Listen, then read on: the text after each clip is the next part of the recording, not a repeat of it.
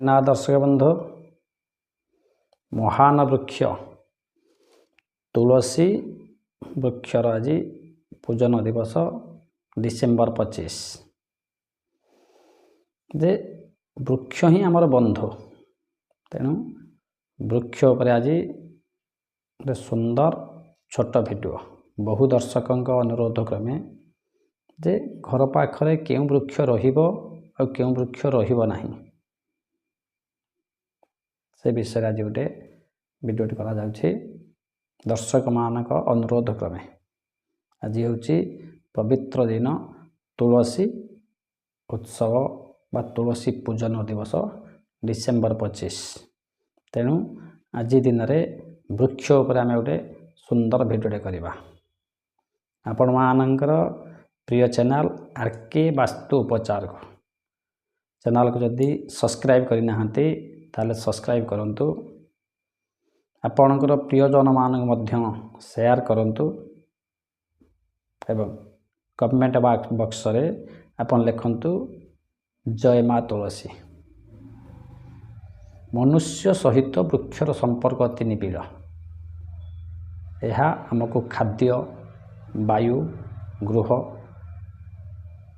पई सामग्री औषध बहुत गुड़ाए आमको साहाय्य करिथाय वृक्ष। यार उपस्थिति परिवेश संतुलन सहित बहुत दरकार। तेणु गृह रे केउं दिगरे वृक्ष रहिले ताहा भल किंबा खराब हमें जानिबा। यदि गृह रे सम्मुख रे कोनोसी विशाल बा बड़ गछटी अछि ताहले वृक्ष बेध जोग लागे। तेणु गृहर सम्मुख रे बा द्वारर सम्मुख रे जदि बड़ वृक्षटे अछि ताहले से गृह को वृक्ष बेध जोग लागे। सकाळे 9 रु अपराह्न 3टा पर्यंत सूर्य किरण वृक्ष पर पड़ी आम घर गोटे छाई पड़े। एटा होची वास्तु पाई बहुत अशुभ एवं से गृह रे अंतवासी मानकर लगातार मानसिक पीड़ा अनुभव करते। यदि गृहर उच्चता ठारू 2 गुण डिफरेंस दूरता थाए जदि ताहले से दोष मध्य परिहार हुए। तेणु ये जानले वृक्ष बेध जोग ताले केउं दिगरे वृक्ष रहिले आम घर पाई शुभ हम जानिबा। पूर्व बा उत्तर ए दिगरे जदि वृक्ष अछि बड़ बड़ गछ मान अछि से मध्य वास्तु पाई शुभंकर नुह। कारण पूर्व दिगरे सूर्यंकर आलोक को मध्य दूरे थाए। उत्तर दिगरे मध्य वायु को मध्य दूरता रखि थाए। तेणु उत्तर मुखा गृह रे पूर्व दिगरे वृक्ष लगेबा बहुत भल। यह वास्तु मते शुभ मध्य विचार करा जाए। तेणु पश्चिम दक्षिण दिग गृह सामना पटे रास्ता कड़ रहिले वृक्ष लगेबा बहुत मध्य शुभ। तेणु जेकोसी जगार पूर्व और उत्तर दिगरे कौनसी बड़ गछ न रहिबा भल। पश्चिम दिग रहिले भल दक्षिण दिग रहिले भल। दक्षिण दिगरे जेते गछ रहिबा बड़ गछ से मध्य घर पाई बहुत उपयोगी।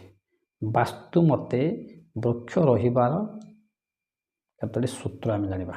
बहुत फल धारण करथवा वृक्ष गृह पाख रहिले ताहा अशुभ। यह पिला मानकर असुस्थ कारण देखा दिए। जो गछरु फल बा क्षीर बाहर थाए अमृतभंडा ए मध्य रहिले घर पाखरे बहुत मध्य अशुभ। यह अवक्षय करि थाए। कौनसी कंटा युक्त गछ घर पाख रहिले मध्य अशुभ। यह शत्रु बुद्धि मध्य करे। जो वृक्ष गुड़िक बासगृह पाख रहिले शुभ आम जानिबा से गछटा कौन जे ଘରଠାରୁ କିଛି ଦୂରତାରେ ପଣସ, ପିଜୁଳି, ମଲ୍ଲି, ନଡ଼ିଆ, ଅଶୋକ, ବଉଳ, ଅଁଳା, କରମଙ୍ଗା ଏସବୁ ରହିଲେ ଘର ପାଇଁ ବହୁତ ଶୁଭ। ଏବଂ ଘର ପାଖରେ କେଉଁ ଗଛ ରହିଲେ ଅଶୁଭ?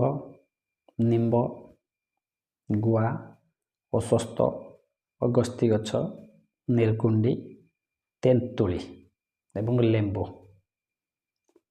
ଏବଂ କଣ୍ଟା ଜାତୀୟ ଗଛ ଏବଂ କ୍ଷୀର ଜାତୀୟ ଗଛ ରହିଲେ ମଧ୍ୟ ଘର ପାଇଁ ବହୁତ ଅଶୁଭ। ତେଣୁ ଆମର ଘରର ଉଚ୍ଚତାର 2 ଗୁଣ ଦୂରରେ ରହିଲେ ଗଛ ବାସ୍ତୁ ମତେ ଏହା ଅଶୁଭ ନୁହେଁ। ଆଜି ଜାଣିଲେ ଆମେ ବୃକ୍ଷର ଅବଜ୍ଞତା ଯେ କେଉଁ ବୃକ୍ଷ ଘର ପାଖରେ ରହିଲେ ଶୁଭ।